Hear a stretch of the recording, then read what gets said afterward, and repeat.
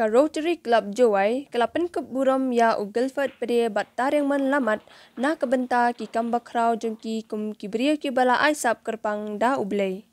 Ya ka jelang Pynkup burom, la pelong ha Infinity Hall ha ka sisatjan ha ka jingdan lang ukongsan ulam prangpok tai Divisional Soil and Water Conservation Officer West Giant Hills Jowai Plantation Crops Jowai Division ka Chartered President Rotarian EF Gatpo MPHF Rotarian DF Majau Charter Member PHF Patki Rotarian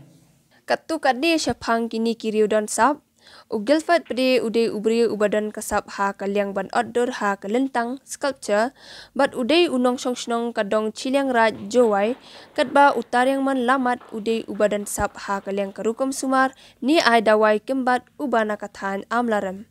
Ulam prang poktai ha kejengkren ulapan pau ka jingsongu ya ka Rotary Club Jowai kabala syemkhia banle ya ka kamba bhatam na kabenta ban kintiu hakmat ka perthai ya ka sab bakar pang jong kini kiriu don sam.